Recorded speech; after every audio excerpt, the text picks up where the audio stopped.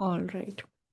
So, hi guys, welcome to lecture number 20. And the agenda for today is to continue our discussion on the normal distribution. So, just to give you a little bit of recap of what we did in the last class. So, we talked about what is normal distribution.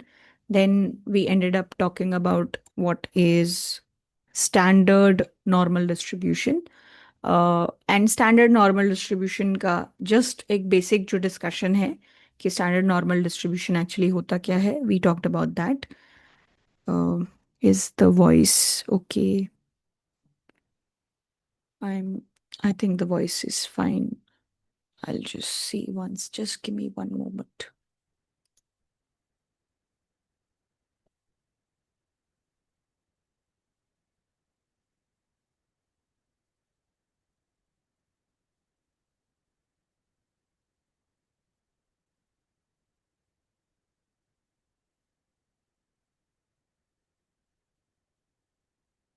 Okay I hope the voice is fine now is it fine or better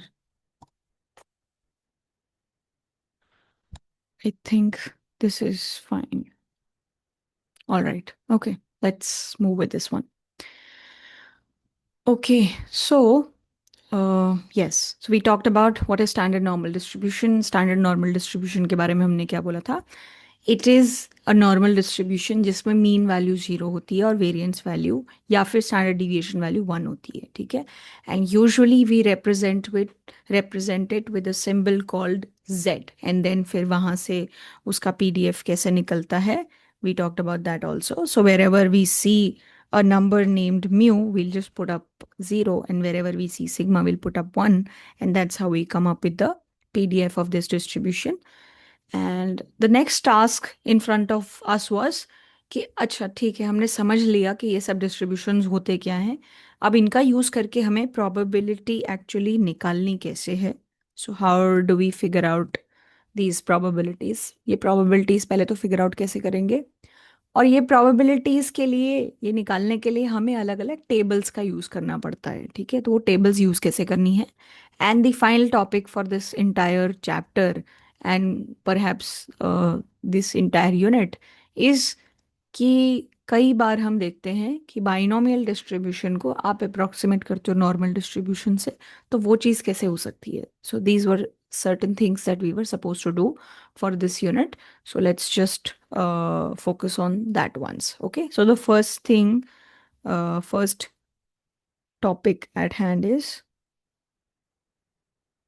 कि आपको probabilities actually निकालनी कैसे हैं ठीक है how to find probabilities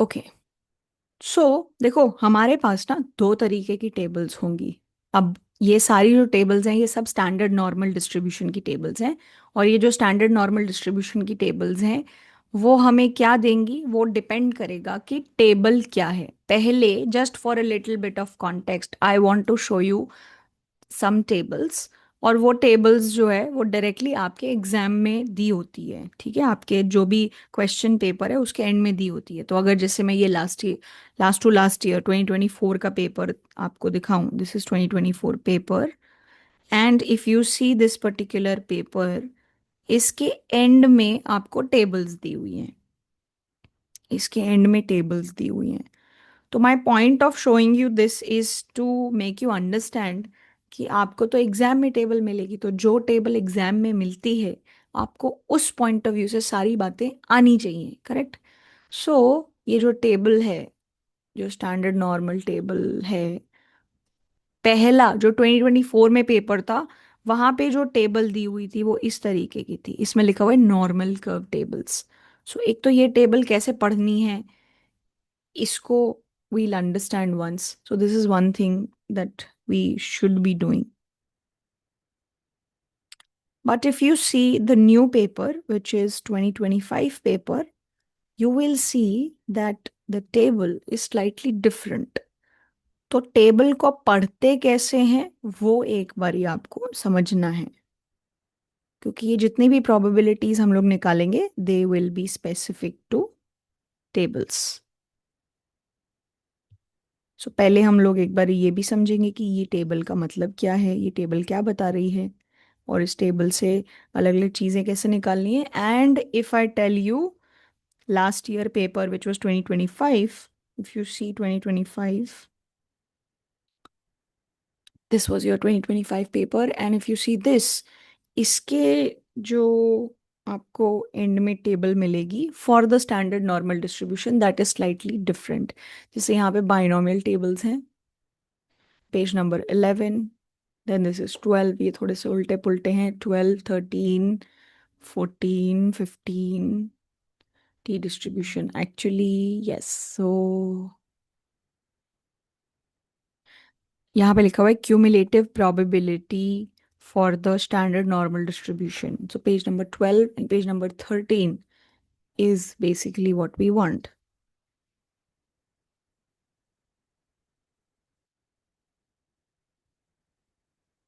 Of course, you can rotate your paper here and there. Actually, I'll just copy these two pages. That will be better. This and this. And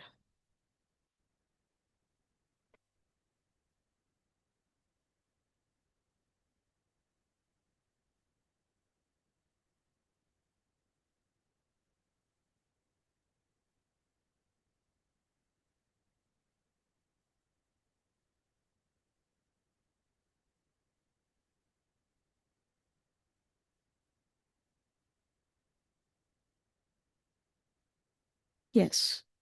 सो अगर आप last year का paper देखो, 2025 paper अगर देखोगे, तो वहां पे जो ये टेबल है that looks like this, slightly different. तो लेकिन इसमें बहुत ज़्यादा वेरिएशन नहीं आता है। तो इन दोनों ही टेबल्स का यूज़ करके जितने भी मैं क्वेश्चंस करूंगी वो मैं दोनों ही टेबल का यूज़ करके करूंगी, so that in case the first one comes you are not worried, in case the second one comes then also you are not worried. Okay, so ये टेबल्स हैं कुछ। ओके, इन टेबल्स का use करेंगे तो पढ़ना कैसे वो सीखेंगे पहले। So with that context being set, अब आप ये देखो, मेरा गोल क्या है, अलग अलग प्रोबेबिलिटीज निकालना।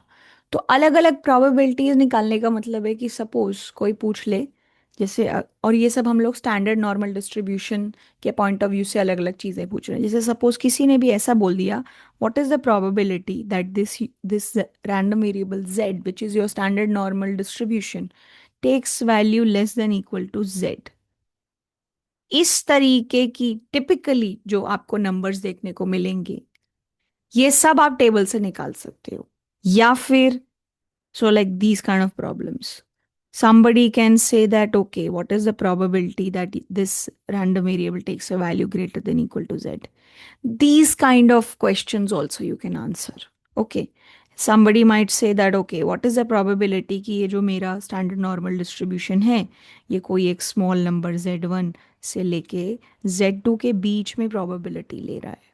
ठीक है, so we this and this and this, possibly तीन ही वैरायटी ऑफ प्रॉब्लम्स हो सकती हैं। कॉन्टिन्यूस रैंडम वेरिएबल में तो तीन ही तरीके की चीज़ें हो सकती हैं। कोई एक नंबर है उससे छोटा होने की क्या प्रोबेबिलिटी है, कोई एक नंबर है उससे बड़ा होने की क्या प्रोबेबिलिटी है, और कोई भी दो नंबर्स के बीच में होने की क्या प्रोबेबिलिटी है। इसके अलावा तो कोई वैरायटी बचती ही नहीं है। करेक्ट है। So these are the three different type of varieties that we'll be dealing with. ठीक है, अब तीनों तीनों निकलेंगी कैसे, क्या होगा, वो सब अभी हम लोग आएंगे। ठीक है उस पे। तो अब ये तीनों चीजें बहुत ही प्यार से, बहुत ही आराम से आप कहाँ से निकाल सकते हो, यूजिंग द टेबल्स। एंड हमने बोला है कि जब भी आप कॉन्टिन्यूअस डिस्ट्रीब्यूशन की बात करते हो तो किसी भी एक पॉइंट पे प्रोबेबिलिटी हो उसकी वैल्यू 0 होती है। तो कॉन्टिन्यूअस डिस्ट्रीब्यूशन के लिए हमें सिंपली पता है क्या, कि अगर मुझे ये प्रोबेबिलिटी निकालनी है ना, तो इस पॉइंट इस इंटरवल में जितने भी पॉइंट्स हैं, वो पॉइंट्स पे जो भी मेरा एफ ऑफ एक्स डिस्ट्रीब्यूशन है जो ड्रॉ हुआ है, उसके नीचे का जो एरिया है, area under this particular curve, is what will give me the answer. Correct है। और हम लोग यहाँ किस तरीके के डिस्ट्रीब्यूशन की बात कर रहे हैं? Standard normal. अभी तक जितना डिस्कशन है that is for a standard normal distribution. ठीक है। तो स्टैंडर्ड नॉर्मल डिस्ट्रीब्यू तो देखो, स्टैंडर्ड नॉर्मल डिस्ट्रीब्यूशन कैसा होता है? स्टैंडर्ड नॉर्मल डिस्ट्रीब्यूशन इस तरीके का होता है, बिल्कुल हमने बात की थी कि सिमेट्रिक होता है, हाईएस्ट पॉइंट मीन पे होता है। स्टैंडर्ड नॉर्मल डिस्ट्रीब्यूशन जो भी होता है उसकी मीन वैल्यू कितनी होती है? उसकी मीन वैल्यू जीरो होती है, राइट। अब सपोज सपोज एग्जाम्पल दे रही हूँ, ठीक है। अब किसी ने बोला z, मान लो कोई पॉजिटिव नंबर है एग्जाम्पल के तौर पे, तो पॉजिटिव नंबर है तो मतलब वो जीरो के आगे आएगा। ये जीरो था मीन, पॉजिटिव नंबर है तो मान लो स्मॉल z यहाँ पे है। तो अगर कोई बोले what is the probability that your random variable is taking value z या लेस देन दैट, तो आपको निकालना क्या है? मुझे तो ये एरिया निकालना है ना, ये वाला, कि इससे छोटा होने की प्रोबेबिलिटी, मतलब I have to find this area, right. अगर किसी ने पूछा कि ये नंबर, ये प्रोबेबिलिटी निकालनी है, तो इसका मतलब मेरे को क्या करना है कि अगर z मान लो यही वैल्यू है जो पहले थी, तो अब मुझे क्या करना है? अब मुझे ना z से बड़ा होने की प्रोबेबिलिटी निकालनी है। तो z से बड़ा होने की प्रोबेबिलिटी का मतलब क्या है? कौन से पॉइंट्स? ये वाले पॉइंट्स, राइट। ये वाला एरिया मेरे को निकालना है। अगर ये एरिया निकाल दिया मेरा काम हो गया। अब अगर किसी ने ऐसा कुछ बोल दिया, तो मान लो z1 यहाँ पे है और z2 यहाँ पे है, ठीक है। ये अलग अलग हो सकते हैं, कुछ भी हो सकता है, उसमें हम लोग बहुत स्पेसिफिक नहीं हो रहे। मान लो दिस इज जीरो। तो अब कोई बोले what is the probability that your random variable which is the standard normal distribution it is taking value between z1 and z2। That means आपको क्या करना है? इन दोनों के बीच में जो भी एरिया है उसकी वैल्यू निकालनी है। करेक्ट है। इन दोनों के बीच की वैल्यू निकालनी है, ये एरिया निकालना है। तो अगर तीनों ही केस में मैं अप्रोप्रिएट एरिया निकाल देती हूं, मेरा टास्क वहीं खत्म हो गया। My work is done, I have to do nothing else. Correct. अच्छा जी, अब कुछ बातें समझ लो। कुछ चीजें हैं जो हम लोग यहां वहां यूज करने वाले हैं, विच इज, अगर मैं किसी भी स्टैंडर्ड नॉर्मल डिस्ट्रीब्यूशन की बात करती हूँ, for that matter normal distribution की बात करती हूँ। अब यहाँ पे देखो, ये जीरो है। हमने बोला था कि भाई जितना एरिया इस तरफ है ना, जितना एरिया जितना एरिया इस तरफ है उतना ही एरिया इस तरफ है। और टोटल एरिया कितना होता है? वन। तो एक तरफ, इस तरफ कितना एरिया है? 50%। इस तरफ कितना एरिया है? 50%। तो जीरो से छोटा नंबर आने की प्रोबेबिलिटी कितनी है? 0.5। जीरो से बड़ा नंबर आने की प्रोबेबिलिटी कितनी है? 0.5। Total area under the curve कितना होता है? 1। तो हम समय समय पे, वक्त वक्त पे ये सारी प्रॉपर्टीज का यूज करते चलेंगे। With these basic things in mind, let's proceed now with how we have to look at particular tables. अब वो टेबल्स पे चीजें देखनी कैसे हैं उस पे चलते हैं। तो तीन वेराइटी ऑफ प्रॉब्लम्स हमें देखनी है। क्या क्या वेराइटी है? Probability that z is less than equal to small number z, probability that random variable is greater than equal to z, and what is the probability that this random variable z is taking value between z1 and z2, मतलब कोई भी दो values के बीच में वो probability ले। ठीक है। Suppose so case number one, सो ये जैसे इसको केस नंबर वन मान लो, case number one, case number two, and इसको मान लो केस नंबर थ्री। ये तीन अलग अलग केसेस हैं। तो पहले केस नंबर वन पे चलते हैं। probability that random variable is less than equal to some number z। ठीक है। सपोज किसी ने मेरे को बोला you have to find probability that your random variable is taking a value less than equal to 1। Suppose this is the question, ये आपको question दे दिया। इसका मतलब जो भी इंसान है जो हमसे ये पूछ रहा है, वो क्या जानना चाहता है? कि ये मेरा स्टैंडर्ड नॉर्मल डिस्ट्रीब्यूशन था, ये वैल्यू मान लो मेरी 1 थी, तो 1 या उससे छोटा होने की प्रोबेबिलिटी जानना चाहते हैं हम लोग। 1 या उससे छोटा होने की प्रोबेबिलिटी हम लोग जानना चाहते हैं। करेक्ट है। So I want to know what is this area. Correct है। ये एरिया मैं जानना चाहती हूँ, ये मेरा सिंपल सा टास्क है।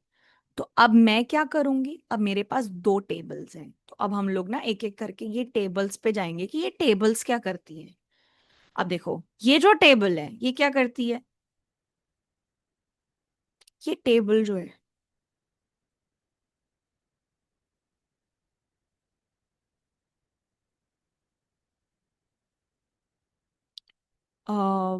guys, is there some background noise that you're hearing? I hope not. Okay, if fine, I think it's fine.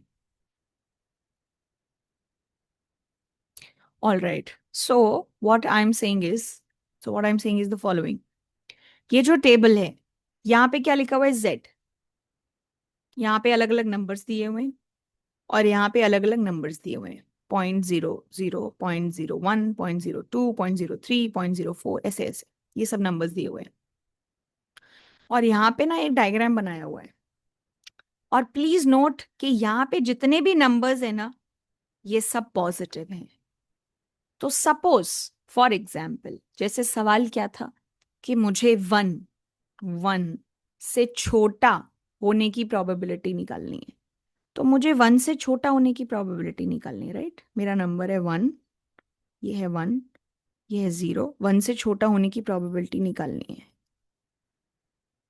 तो वन जो है उसको कैसे लिख सकते हैं, आप हमेशा क्या करो, जो भी नंबर होता है, जो भी नंबर होता है, यहाँ पे नंबर नंबर नंबर नंबर, यहाँ पे आपको नंबर्स मिलेंगे। अंदर जो है आपको एरिया मिलेगा।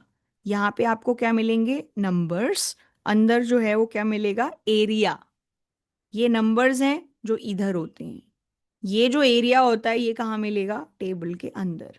तो अगर किसी ने मुझे बोला है कि वन या उससे छोटी नंबर आने की प्रोबेबिलिटी क्या है, तो मैं सबसे पहले क्या करूंगी, इस वन को आप ऐसे लिख दो, 1.00, ठीक है। तो जो इसका पहला नंबर है, वन वन, वो कहाँ पे मिलेगा, वो यहाँ पे मिल गया, वन।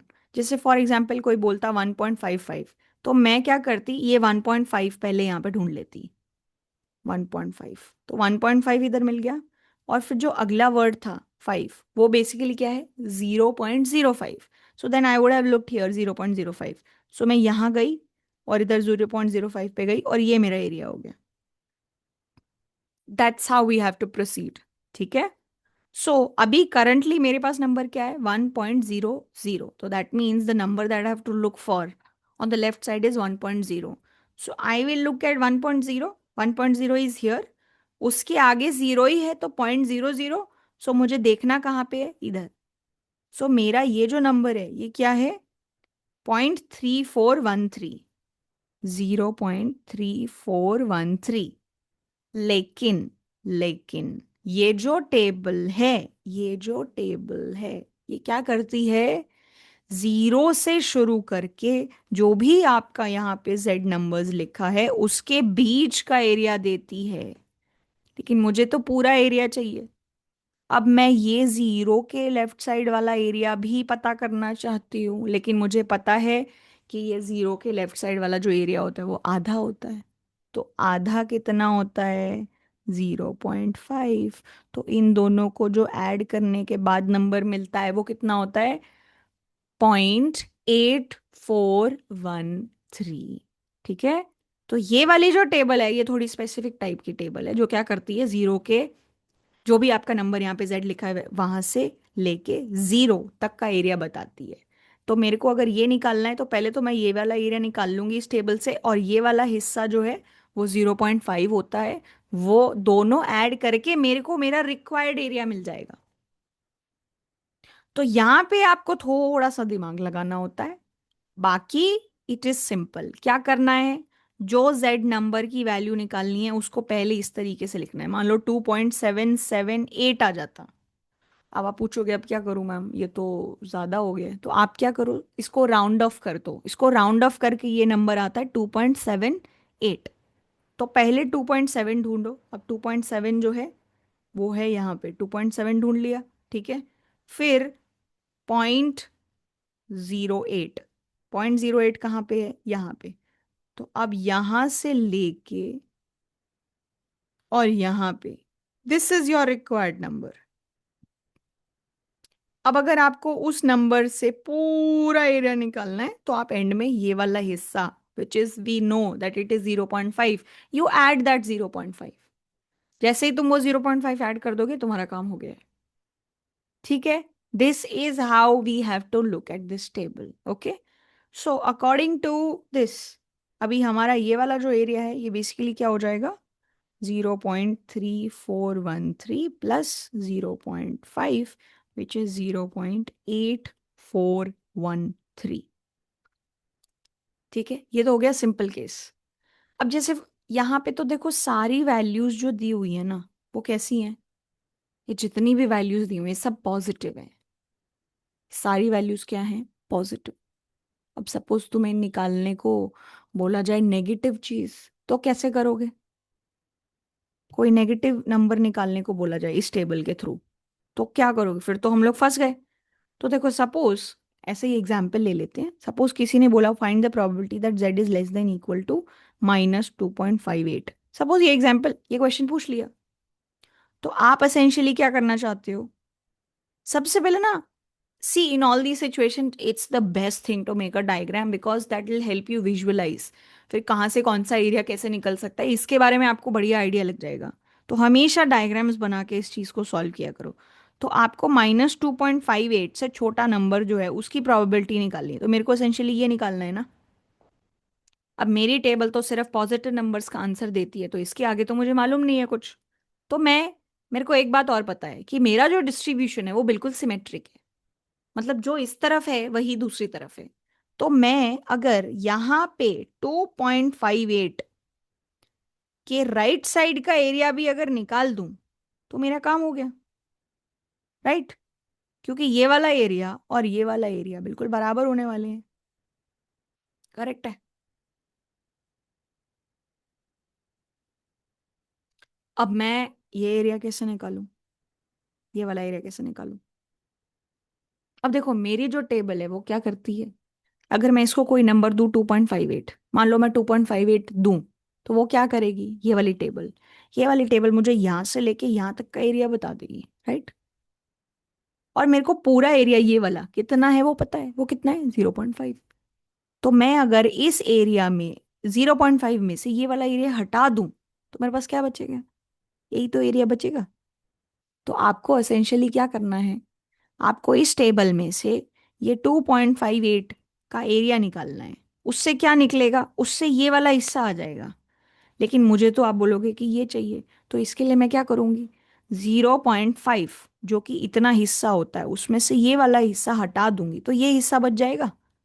और ये जो हिस्सा है वही इस हिस्से के बराबर है, तो मेरा आंसर आ गया। तो आपको हमेशा क्या करना है, जो भी चीज पूछी जाए उसका एक डायग्राम बनाओ, फिर सोचो कि कहाँ से क्या हो सकता है। पॉइंट समझ में आ गया। तो अब जैसे ये नंबर निकालना है तो मैंने बोला कि 2.58, 2.58 किधर है, 2.5 ये है, 2.5 ये है, और 2.58 जो है वो कहाँ है, ये रहा, 0.4951। ये जो नंबर है ये वाला 0.4951 है। ठीक है, मुझे चाहिए ये पूरा हिस्सा कितना है, 0.50। अब इसमें से तुम ये 0.4951 माइनस करोगे तो कितना आएगा, 0. दिस इज 0.049, ये एरिया आ जाएगा। तो ये एरिया कितना है, इतना। तो ये एरिया कितना हो जाएगा, ये भी इतना ही हो जाएगा। So this is basically my answer. Okay, so that's how we can find the negative numbers also. Is that okay. So ये चीजें इस तरीके से करनी है, कर लेंगे। ठीक है, so that is one thing. Second thing, and ये सब चीजें देखो आप जितना प्रैक्टिस करोगे ना उतना अच्छे से आएंगी वो आपको। लेकिन एक जनरल रिकमेंडेशन यही है कि हर टेबल के टॉप में लिखा होता है कि ये टेबल क्या कर रही है, तो इस चीज को हमेशा ध्यान रखना है कि ये टेबल जो भी आपके जेड नंबर्स लिखे हुए हैं वहां से लेके 0 तक का एरिया देती है। Secondly, always make a diagram, that will be very helpful for you, very helpful. ठीक है, So this is the way to find probability of let's say 1 in the first example in using the first table. But आपको जो latest last year के paper में जो table दी हुई थी वो सिंपली क्या थी, वो इस तरीके से थी। तो अगर मेरे को 1, अब ये टेबल क्या करती है, जो भी नंबर जेड है ना उसके लेफ्ट साइड का एरिया बता देती है। अभी इधर क्या लिखा हुआ है, हर एक एक बात नोट करो, हर टेबल के टॉप पे मेंशन्ड होता है कि ये टेबल कर क्या रही है। क्यूमुलेटिव प्रोबेबिलिटी का मतलब ये जेड नंबर से नीचे जितना भी एरिया है वो सारा निकाल के बताती है। Entries in the table give the area under the curve to the left of the Z value. Z value के लेफ्ट का पूरा एरिया वो देती है। ठीक है। अच्छा, अब मेरे को निकालना है क्या, कि यहाँ पे 1 है, 1 के लेफ्ट साइड वाला पूरा एरिया बता दो। तो अगर मेरे को 1 है लिखना है तो मैं अगेन 1 को 1.00 लिख सकती हूँ। तो मैं पहले यहाँ पे 1.0 ढूंढूंगी। और ये जो टेबल है ये तो एक्चुअली बहुत ही कन्वीनियंट है। और मेरा my thinking is that because the earlier table was slightly difficult, it's not actually difficult, but some students do find it a little confusing for the first time. So I think that is why they've replaced it in last year's paper. इन्होंने इसको replace भी किया है, and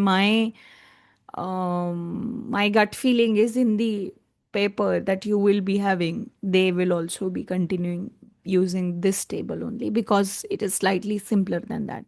तो अब मेरे को अगर 1 चाहिए, देखो पहली टेबल में सारे नेगेटिव नंबर्स हैं, दूसरी टेबल में सारे पॉजिटिव नंबर्स हैं, मुझे क्या चाहिए 1.0। सो 1.0 पे गए, 1.0 पे गए इधर। ठीक है। फिर इधर 0.0 पे गए, और मेरे को जो एरिया चाहिए वो देखो ये रहा, और वो डायरेक्टली कैलकुलेटेड होके आ चुका है। तो इसमें तो कुछ प्लस माइनस भी नहीं करना, this is very simple, right. So 0.8413 is how we have to calculate it. And आपको याद है मैंने एक और एग्जाम्पल आपको दिया था कि 2.58 -2.58 के लेफ्ट साइड में कितना एरिया है। तो -2.5 एंड 8, ये रहा। तो ये नंबर कितना है, 0.0049। देखो वही आया था, 0049। ठीक है। तो आपको सिंपली क्या करना है, ये जेड टेबल्स, ये जेड नंबर्स हैं, फिर ये उसी के आगे के डेसिमल्स हैं। ठीक है। और फिर पहले ही अपना नंबर और जो डेसिमल्स है वो प्रॉपर लोकेट करके जो भी चीज आएगी वो आपको उस नंबर के लेफ्ट साइड का एरिया देंगे। इस पहले पार्ट में नेगेटिव नंबर्स हैं, दूसरे पार्ट में पॉजिटिव नंबर्स हैं। ठीक है। So this table is slightly easier to work with. I think they will keep this table only. But in case they keep the above table, which is what was given in your book, I think, the Anderson reference book, even this is not difficult. It's just that if you make a diagram, understand what you are supposed to calculate, it'll be easier. Okay? So, yeah. So, this is the first variety. ये पहली variety थी। तो ये पहली variety हो गई, table को कैसे रीड करना है वो हमने समझ लिया, दोनों तरीके की टेबल्स हो गई। अब दूसरा जो केस है, सपोज किसी ने हमें बोला कि व्हाट इज द प्रोबेबिलिटी कि नंबर जो है एक पर्टिकुलर नंबर के ऊपर हो, केस नंबर 2। अब हम लोग केस नंबर 2 पे ऑपरेट करते हैं।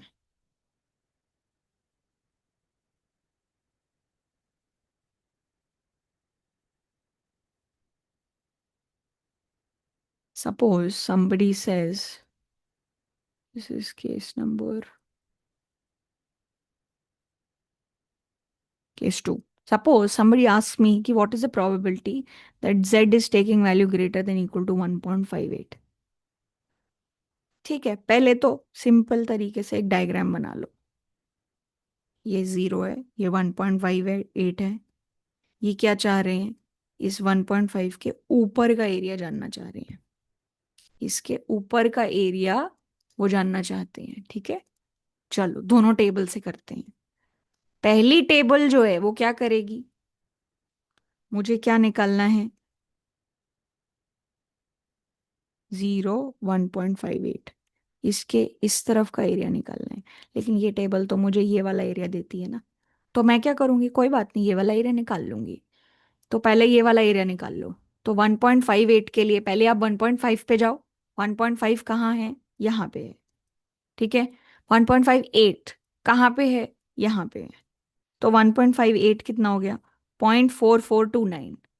तो ये वाला एरिया जो है वो क्या हो गया, 0.4429। 0.4429, ठीक है। अब मुझे मालूम है कि ये पूरा एरिया जो है ये कितना है, 0.5। तो मैं सिर्फ इसमें से सब्ट्रैक्ट कर लूंगी। सो सब्ट्रैक्ट करके क्या आएगा, 0.5 माइनस 0.4429, करेक्ट है। ये कितना हो जाएगा, 0.4429 क्या होगा, दिस विल बी 0.007।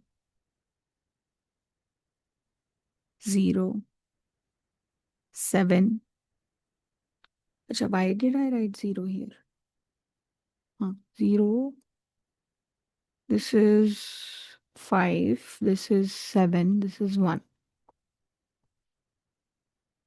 यस, 0.0571। तो ये कितना होना चाहिए, 0.0571, राइट। ये हो गया।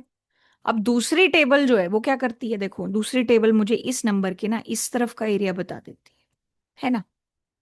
और इस पूरा एरिया, ये पूरा एरिया कितना है, ये पूरा एरिया 1 है, ये तो मुझे मालूम है ना। तो मैं सिंपली क्या कर सकती हूँ, मैं इस नंबर से इस तरफ का एरिया निकाल लूं और उसको 1 में से माइनस कर दूं, राइट। सो ये जो नंबर है ये एसेंशियली क्या है, 1 minus probability that Z is less than equal to 1.58। और ये कहाँ से निकल सकता है, ये बहुत ही प्यार से टेबल से निकल सकता है। तो 1.58 ढूंढो, 1.58 ढूंढो, पॉजिटिव था ना 1.58, तो 1.58, 1.58, 8, तो 1.58 कितना हो गया इधर, 0.9429, ठीक है। तो ये कितना हो गया, 0.9429। अब 1 में से माइनस करो इसको तो कितना आएगा ये, 0.0571। जो पहली टेबल से आ रहा है आंसर वही दूसरी टेबल से आ रहा है, नेचुरली यही आना चाहिए, अलग क्यों आएगा, करेक्ट है। सो अगर मेरे को इधर इसके राइट साइड का एरिया निकालना है तो वो तो पहला वाला ही केस बन गया, क्यों, क्योंकि जिसके भी राइट साइड का एरिया निकालना है क्या करो, 1 माइनस उसके लेफ्ट साइड का एरिया निकाल के सब्ट्रैक्ट कर दो। तो केस टू एसेंशियली केस 1 ही है, with what, with this change. तो अगर यहाँ पे z लिखा हुआ है तो कुछ नहीं करना, 1 minus probability that this random variable is less than equal to small z, that's it, nothing else. It is the same exact thing that we did in case number 1। तो वो चीज़ हो जाएगी और उसको हम लोग बहुत ही सिंपली आराम से प्रोसीड कर लेंगे, ठीक है। This is my second variety, ये मेरी दूसरी वेराइटी है। अब मेरी तीसरी वैरायटी जो है वो क्या बोलती है कि अगर अच्छा कोई दो नंबर्स के बीच का एरिया अगर मेरे को निकालने को बोल दिया जाए तो क्या करना है, ठीक है। तो इसके लिए भी सिस्टम बहुत सिंपल है। क्या है सिस्टम, ये case number 3 is essentially also one type of case number 1। I will show you in a minute how. So अब केस नंबर 3 जो है वो क्या है, सपोज किसी ने बोला कि probability that this random variable is between Z1 and Z2, इसकी प्रोबेबिलिटी निकालनी है, करेक्ट है। अच्छा जी, ठीक है। तो आपने पहले डायग्राम बना लिया, ठीक है। अब हमें नहीं पता ये Z1 Z2 दोनों पॉजिटिव भी हो सकते हैं, नेगेटिव भी हो सकते हैं, कुछ भी हो सकता है, नहीं मालूम। सो लेट्स से मान लो ऐसा है, Z2 इधर है Z1, ठीक है। मुझे क्या निकालना है, मुझे इन दोनों के बीच का एरिया निकालना है, राइट।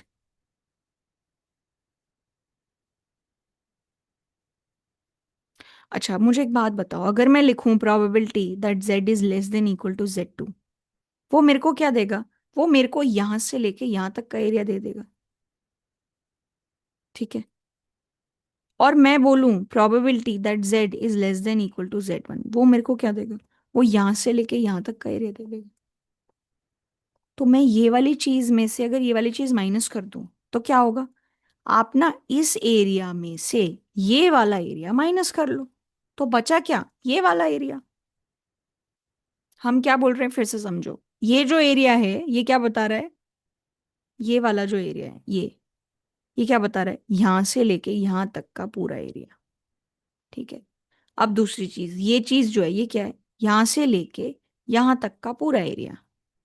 तो अगर मैं इस पर्पल वाले एरिया में से ये ग्रीन वाला एरिया हटा देती हूँ, माइनस कर देती हूँ, तो बीच का ही तो एरिया बचेगा। तो ये जो फॉर्मूला है ये एसेंशियली क्या हो जाता है, probability that z is less than equal to z2 minus probability that z is less than equal to z1. Precisely अगर इसको लिखोगे तो वो लेस देन, ये सिर्फ लेस देन z1 आएगा, but because it's a continuous distribution, equality लगाओ या ना लगाओ it doesn't really matter, so nothing will change in your answer. So you can do this also, equality non in equality it's fine. ठीक है, सो ये आपका तरीका है. पॉइंट समझ गए? जो ऊपर वाला नंबर है वो, उसका probability less than equal to Z, और जो छोटे वाला नंबर है उसका probability less than equal to that number, and उन दोनों का subtraction. The way to find this probability is this. ठीक है, तो आप क्या कर सकते हो, सिंपली इन दोनों के बीच का गैप ले सकते हो. तो as an example, let's say somebody tells you find this probability. अगर किसी ने मान लो ये बोला हमें, find the probability that this z is between, let's say, 1.25, sorry, 1.25 से लेके यहाँ पे -0.5, इन दोनों के बीच का अगर प्रोबेबिलिटी निकालना है, तो इसका मतलब आप क्या करना चाह रहे हो, ये एक नंबर है 1.25, ये एक नंबर है -0.5, ये इधर नंबर है 0, आप इन दोनों के बीच का एरिया निकालना चाहते हो. ठीक है, this is what you want to find. If I want to find this, I have a simple formula, which is probability that z is less than equal to 1.25 minus probability that z is less than equal to -0.5.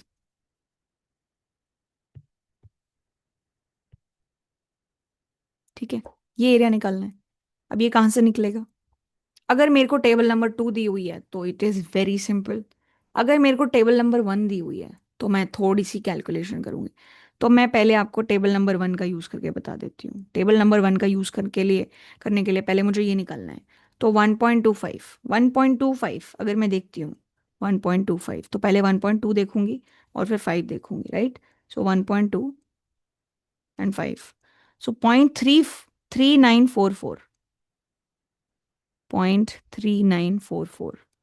अब ये 0.3944 जो है, ये 0.3944 जो है, वो यहाँ से लेके यहाँ तक का एरिया है, लेकिन मुझे तो ये पूरा एरिया चाहिए था, because this is what I want. So I will just add 0.5 to this. तो उससे क्या आ गया, ये वाला नंबर. ठीक है, वेरी नाइस. तो ये तो पहला नंबर आ गया. अब मुझे ये निकालना है,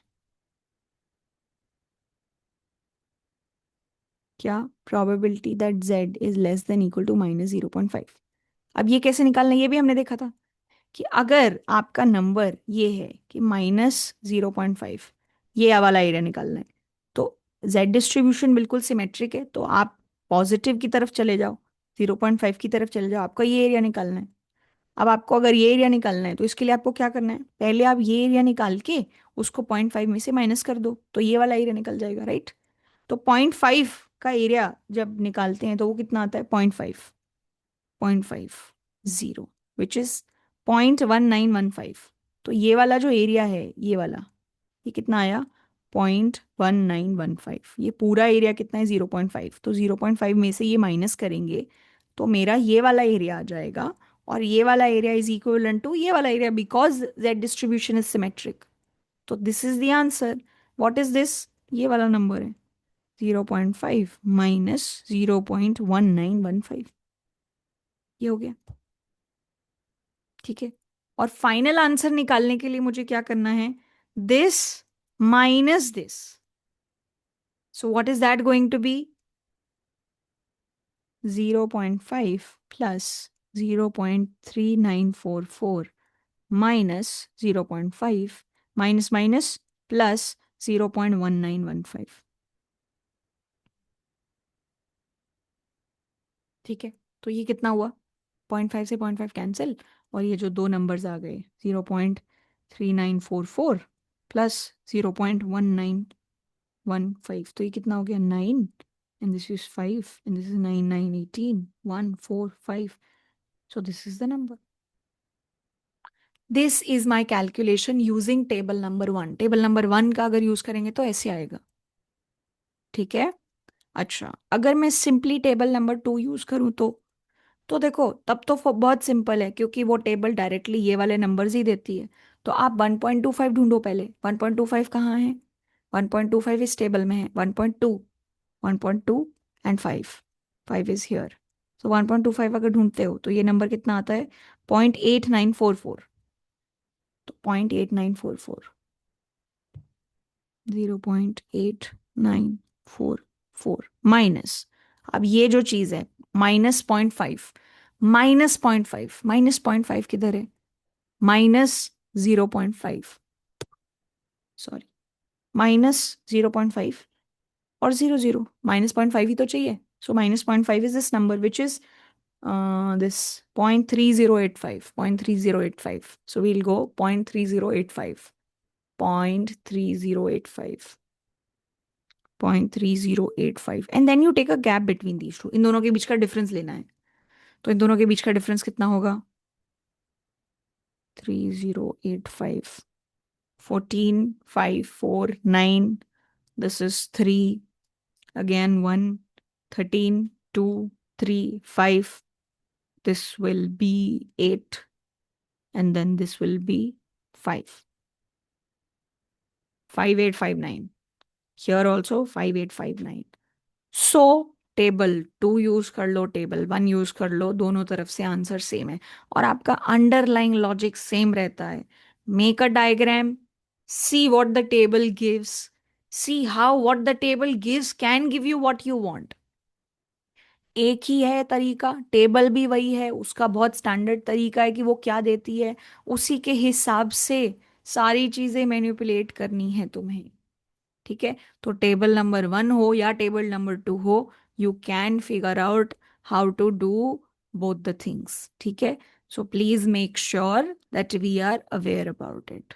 ऑल राइट? ठीक है, very nice. Moving on to one another use of this. जैसे अभी तक तो आपको देखो क्या बोला गया था। अब तो ये 3 केसेस हो गए, ऐसे ही और एग्जाम्पल्स प्रैक्टिस करो। The more you practice, you'll be able to figure out how to do all of these things. Okay, all right. जैसे एक और एग्जाम्पल लेते हैं, जैसे and this can be kind of a good example also. हमें हमने क्या बोला है कि अगर स्टैंडर्ड नॉर्मल डिस्ट्रीब्यूशन होता है, ठीक है, तो उसकी वेरिएंस 1 होती है, राइट? जो वेरिएंस 1 होती है, तो वेरिएंस 1 है और इधर -1 है। तो ये जो इन दोनों के बीच का डिस्टेंस है, दिस इज लाइक, इसकी वेरिएंस 1 होती है ना, तो आप 1 standard deviation above mean and 1 standard deviation below mean हो, राइट? तो what is the probability that Z value is less than equal to 1 and greater than equal to -1? इन दोनों के बीच की अगर आप प्रोबेबिलिटी निकालो तो वो क्या होगी? अभी हम निकाल के सीख अभी अभी नया नया हमने निकालना सीखा है। तो ये क्या होगी? Probability that Z is less than equal to 1 minus probability that Z is less than equal to -1। तो अगर मैं टेबल नंबर, अभी मैं किस में जाऊं, 2 या 1 दोनों में से कहीं पे भी चली जाऊं, तो मेरा नंबर क्या होगा? चलो हम लोग 2 में जाएंगे। तो पहले 1, 1 जो है, 1 कहाँ मिलेगा? 1.0 पे मिलेगा। 1.00 कितना आया ये नंबर? ये 0.8413, 0.8413। ये कितना आया? -1 से नीचे, -1, -1 किधर है? This is -1, 1587, 0.1587, 1587. Let's take a gap between these two. So this is 6, and then this is 2, and then this is 8, and then this is 6. 3, 1, 14. Yes. This is 6826.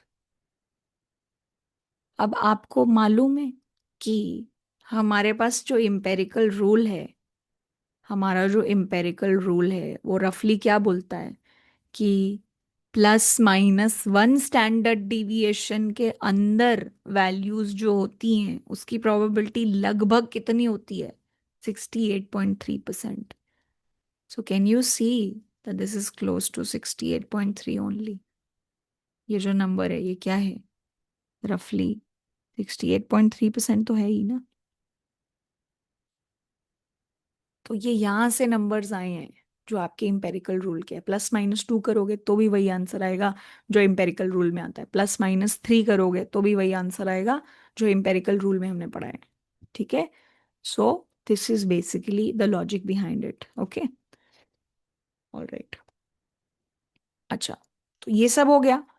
अब ना देखो, जेड टेबल में टिपिकली क्या दिया होता है, जेड वैल्यूज दी हुई है और अंदर टेबल के अंदर एरिया दिया हुआ है। ठीक है, चाहे टेबल 1 यूज कर लूं, टेबल 2 यूज कर लूं। कई बार क्या होता है, वो एरिया दे देते हैं और पूछते हैं ये किस जेड वैल्यू के कॉरेस्पॉन्डिंग है। देखो क्या अभी तक क्या किया, जेड वैल्यू दे दी और उसके corresponding area to the left right area देते हैं, राइट। कई बार हो सकता है वो आपको एरिया दे दें और पूछ लें कि अच्छा इसके कॉरेस्पॉन्डिंग जेड वैल्यू बता दो। So sometimes this can also happen. ठीक है, सो सपोज सपोज एग्जाम्पल ले रही हूँ। सपोज किसी ने आपसे सवाल पूछा कि वो जेड वैल्यू बताओ सच दैट उस जेड वैल्यू से बड़ा नंबर आने की जो प्रोबेबिलिटी है वो है 0.1। मतलब किसी ने क्या पूछ लिया आपसे कि tell me a Z number such that the probability कि आपका रैंडम वेरिएबल उस जेड नंबर से बड़ा है, उसकी प्रोबेबिलिटी कितनी है? 0.10। मान लो ये आपको निकालना है, suppose you have to find this. तो अब आप क्या करोगे और कैसे फिगर आउट करोगे कि ये कौन सा नंबर है? तो देखो, हमारी जितनी भी टेबल्स हैं वो हमें क्या देती हैं, एरिया टू द लेफ्ट देती हैं। हमारी टेबल नंबर 2 तो यही देती है, और हमारी पहली टेबल भी 0 से लेके उस जेड नंबर के बीच का एरिया देती है। ठीक है, सबसे पहले मैं क्या करूंगी ऐसी सिचुएशंस में, इस केस में मैं इसको कैसे लिख सकती हूँ, 1 - probability that Z is less than equal to small Z. तो ये कितना है? 0.10। तो अगर कोई एक, मुझे नहीं पता क्या नंबर है, मान लो जेड है, इसके राइट साइड में कितना एरिया है? 0.1, यही बोला हुआ है। तो इसके लेफ्ट साइड में कितना एरिया होगा? 0.90, राइट। सो ये वाला जो नंबर है ये क्या होगा? अगर आप इसको इस तरफ भेजो और इसको इस तरफ भेजो तो आपका नंबर कितना आ जाएगा? 0.90। अब मेरा गोल क्या है, एक ऐसे जेड को ढूंढना जहां अंदर एरिया 0.9 है। एक ऐसे जेड वैल्यू को ढूंढना जहां पे टेबल के अंदर 0.9 है मुझे दिख रहा, क्योंकि जेड वैल्यूज तो लेफ्ट साइड में होती हैं, एरिया अंदर होता है टेबल के। तो मेरा गोल क्या है? मेरा गोल सिंपली क्या है? मेरा गोल है कि अंदर जाके 0.9 ढूंढना। अब इस टेबल में तुम कहीं पे भी देख लो, तुम्हें 0.9 तो नहीं दिखने वाला। इस टेबल में कहीं पे भी 0.9, 0.46 तक वैल्यू, 0.00, 0.00, ये सब है। ठीक है, अब इस टेबल में आपको 0.9 ढूंढना है। 0.9 ढूंढने का मतलब क्या है? 0.9000 ऐसा नंबर ढूंढना है। ठीक है, तो कहाँ पे दिख रहा है ये? देखो यहाँ पे 0.9015 है, 0.8997 है, फिर यहाँ पे 0.9032 है, 4966, फिर ये तो वैल्यू बढ़ती ही जा रही है। ठीक है, तो सबसे क्लोजेस्ट दो नंबर जो हैं वो ये हैं। अब ये नंबर भी ना 0.015 ऊपर है, ये 0.003, सबसे नजदीक नंबर तो ये है। ये नंबर कहाँ पे आता है? ये नंबर आता है जब वैल्यू हो 1.2 और इधर है 8। तो अगर मेरी z वैल्यू 1.28 होती तो उसके लेफ्ट साइड में जो एरिया है वो वेरी वेरी क्लोज टू 0.9 आता। तो मेरा आंसर यहाँ पे क्या आ जाएगा? That the z value is approximately 1.28। सो हमारा गोल हमेशा क्या होता है, एक ऐसे फॉर्मेट में लेके आना जहां पे जो टेबल में दिया हुआ है वो मैच हो, और फिर टेबल के एरिया वाले साइड में उस नंबर को लोकेट करना। प्लीज नोट दैट ये जो नंबर है ये टेबल के अंदर मिलता है, एरिया में मिलता है। ये जो नंबर है ये इधर एजेस पे मिलता है आपको, लेफ्ट साइड पे, इधर इधर। ये मतलब बेसिकली लेफ्ट साइड पे जो मिलता है वो नंबर है, जो अंदर है वो एरिया है। इसलिए आप देखोगे कि अंदर कोई भी चीज है वो 1 से बड़ी नहीं है। So this is what you have to be very very careful about, ठीक है। सो इसके लेफ्ट साइड का एरिया इतना है, तो ये वाला जो जेड नंबर, तो उसके राइट साइड का एरिया 0.10 हो जाएगा, ठीक है। So that is how we have to figure out whatever we are suppose to find. So, just to summarize this entire discussion, please note that you are supposed to do one of the following things. अगर आपको probability कि z value किसी एक number से छोटी है वो निकालना है, तो मतलब आपको उस z नंबर के लेफ्ट साइड का एरिया निकालना है. Area to the left of z, ये निकालना है आपको, ठीक है. अगर कोई बोले कि z से बड़ी वैल्यू निकालनी है, तो वो सिंपली क्या हो जाती है, z से छोटी वैल्यू क्या है उसमें से 1 माइनस कर दो. Probability that z is between b and a, वो सिंपली क्या होगा, probability that z is less than equal to b minus probability that z is less than equal to a. I am not doing a lot of distinction between less than and less than equal to or just less than. But to be precise, we'll have to use this. But for continuous distribution, it doesn't really make a difference. It'll be the same thing. ठीक है.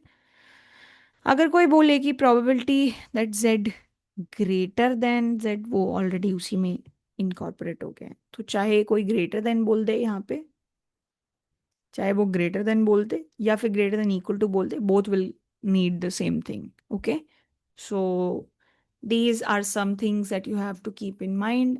So please note, इसकी थोड़ी सी practice ज़रूर कर लेना अलग अलग points के लिए, क्योंकि एक बार अपने हाथ से जब तक नहीं करोगे, यहाँ पे स्क्रीन पे होते हुए अगर आप देखते हो तो लगता ही है कि हाँ समझ आ गया है, बट कई बार खुद से करने पे ऐसा लगता है कि नहीं हो पा रहा है. तो just please do a practice of this a little bit. कुछ भी रैंडम नंबर्स पिक करके आप आराम से देख सकते हो, ठीक है. Okay, so yeah, okay. One more lecture for this chapter, and that will also be updated. Either I can say, either it'll be tonight or it'll be tomorrow.